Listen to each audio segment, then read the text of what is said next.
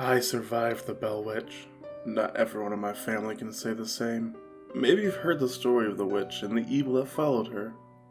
Legend says that from 1817 to 1821, a family came under attack by a clairvoyant entity that could affect the environment and even shapeshift. While some of the details are true, it may be far more simple.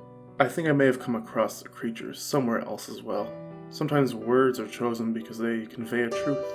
Sometimes that truth is obvious. Though I'm now an old man, my body riddled with cancer, I want to warn you of what happened so many years ago. In the 1950s, my family relocated to an old two-story brick house in New England. The five of us arrived late in the evening, and my two sisters and I started out in the dark water behind our home.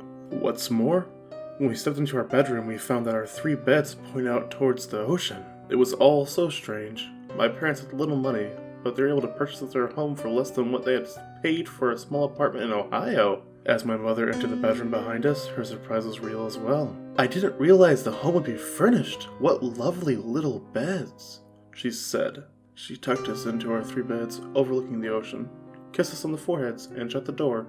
Quietly, we immediately sat up and looked into the ocean. "Think we'll see a shark?"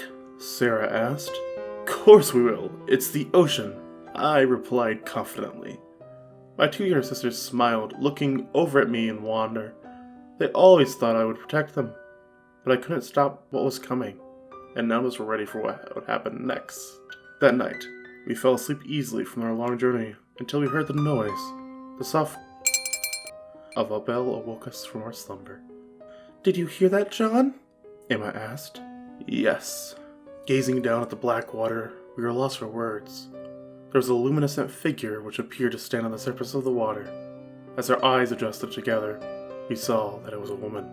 She was smiling warmly, and as she drifted closer, we realized that the sound we had heard was from a bell she was holding. Her graceful hand moved it in the wind. I heard the noise again. She floated even closer, her eyes now locked hypnotically with my sister Sarah. And then she was gone. I didn't have a chance to wake my parents, because the next thing I knew I was in a deep sleep. Upon awakening, I was greeted to the somber eyes of my father staring down at me. My parents had awoken in the morning to find Sarah missing. Searching everywhere, they had finally spotted her body drifting lifelessly at the edge of the water. In the next few days, I tried to tell my mother and father about what the three of us had seen that night, but they wouldn't have it.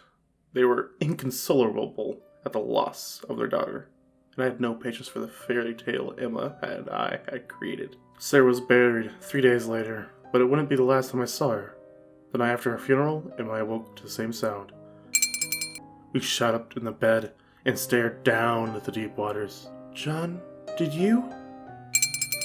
My sister was interrupted by the second recurring noise piercing the air. I like to think that I would have had the sense to warn her to cover her ears, if not for what happened the next.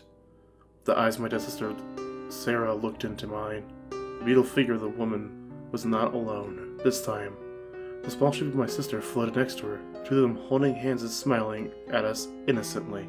Before I could react, I heard the noise for a third time. I fell into a deep sleep. When I woke in the morning, it was to my mother screaming, "Where's your sister? Where is she?" They found Emma's body 2 hours later, a mile out in the ocean. She was floating face down in the Atlantic. The loss of their second child was more than enough for my parents. Though they weren't able to leave the house for a week's time, my mother and father now ordered me to stay in the room every evening. Their window faced the street and didn't look out into the water. Late that night, I woke up in my parents' room to the faint sound of a bell. In a panic, I covered my ears tightly and remained that way until dawn. We left the house 1 week later. I've never gone back.